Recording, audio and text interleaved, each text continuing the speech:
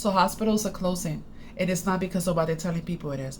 It's closing because when Francis died, the old system died with him. So that was the old system, the last dragon. So now the new dragon, the new system will be AI. That includes AI hospitals and AI hospital staff. And everything that happens in China first, and then it comes to America and it comes throughout the whole world. And China happens to have the first AI hospital.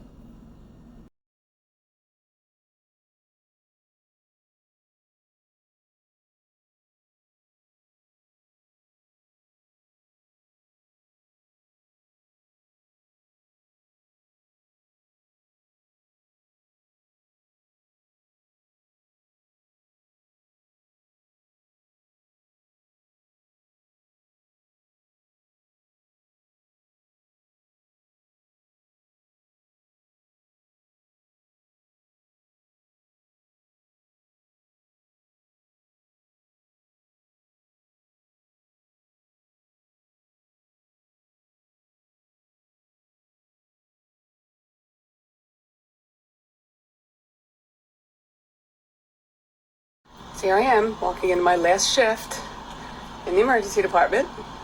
And it's not because I'm retiring. I wish it was because I was retiring. Actually walking into my last shift here in Delaware County, Pennsylvania, because the company that owns this hospital and another hospital in Chester, PA, are shysters and criminals and have stolen everything. When you make over $250 million as a CEO of a company, and then you close hospitals for people in need in communities that are fairly densely populated, including a trauma center. People are going to die, and that's what's going to happen, and these people should be held accountable. Thousands of people are losing their jobs by the end of this week, beginning of next. It's a disgrace. I've been in the medical field for 35 years, and I've worked in the emergency room now for over 22. There's nothing else you can say about it. It's a sad day. It's a sad day for Delaware County, Pennsylvania. It's a sad day for all the staff. I know hospitals aren't perfect, systems are broken, but when you intentionally pad your pockets at the result of people not being able to get care, you are immoral, you're a disgrace, you're unethical. I'm sure there's lots of nurses that I work with that all feel the same way. Doctors, housekeeping, kitchen staff, ancillary staff. So here's on to a new adventure in the nursing field. I don't really know what I'm going to do. But I like patient care. I like taking care of people. I like to take care of all people. I don't care who you are. Well, I'm an ER nurse, so that's probably not true. ER nurses do know that. Anyway, peace out to this portion of my life and my career. That's what she says at the end. And you should know who the moon goddess is. And a lot of the people that work at these hospitals, these so-called nurses and doctors, happen to be witches and warlocks. Not all of them, but a lot of them are. Of my life and my career. The only thing left to say is good night, Moon. Did you know we are not meant to cut and clamp umbilical cords? Cord circulation continues for 30 minutes after birth, meaning for over 30 minutes, stem cells, blood, and vital nutrients are meant to be pumping into the baby. When the cord is clamped right away, the child usually gasps for air because they were receiving oxygen from the cord. This is why babies can be born underwater and not drown, as they don't need to use their lungs right away. Letting the cord detach on its own, like all animals in the wild, allows for maximum stem cell and blood transfusion to the baby, leading to healthier, more developed babies. Fortunately, most of us weren't born this way. You see, we left the umbilical cord on. It fell off by itself naturally.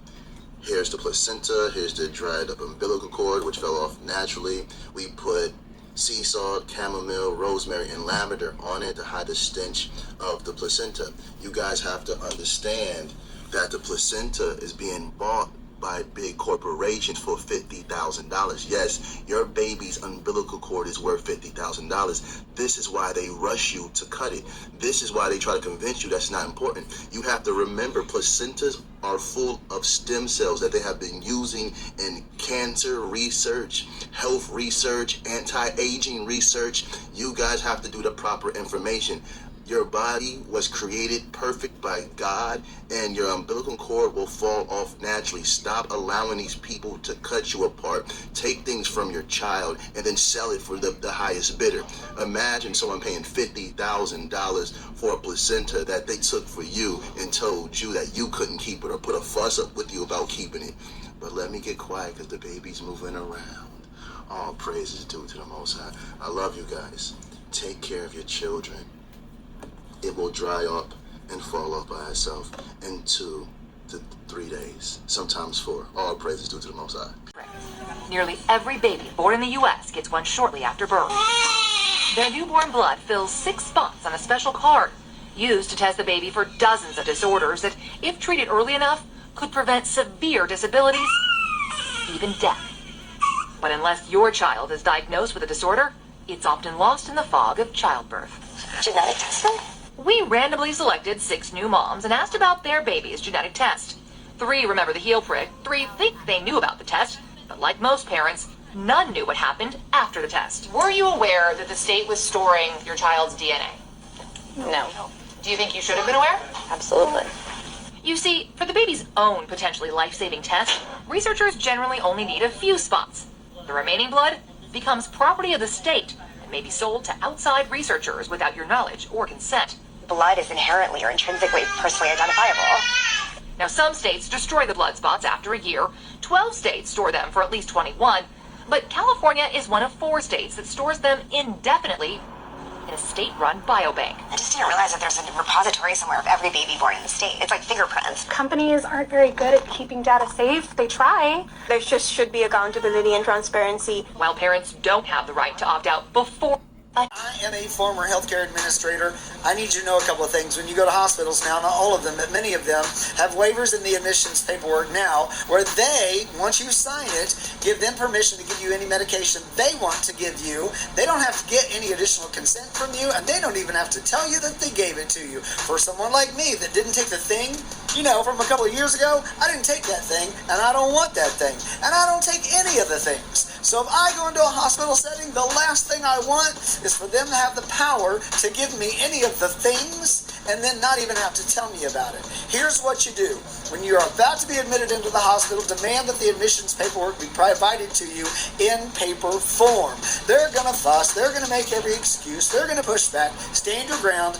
Make them print it. They have to give you a printed form if you request it. Then read through all the admissions paperwork. I know it's like watching paint dry, but read it anyway. When you get to the waiver that talks about how they can give you stuff and not have to tell you, circle all of that content. Write boldly through that section, I do not consent. Sign it, date it, and demand a copy. Don't let them rush you through the process. You tell them, I'm not going one step further until I get my printed copy. You're still not done yet, though. When you get to your floor, you've got to tell your charge nurse, I do not consent. Here's my printed copy in case you wonder. And then you need to tell every attending nurse, that means every shift, folks, every 12 hours, don't just think they're going to put it in the patient's notes and you're going to be okay. That may not happen. You need to make sure every attending nurse knows clearly and explicitly you do not consent. Get any feedback? Notify the house supervisor. You get any feedback from there? I'd be a lawyer.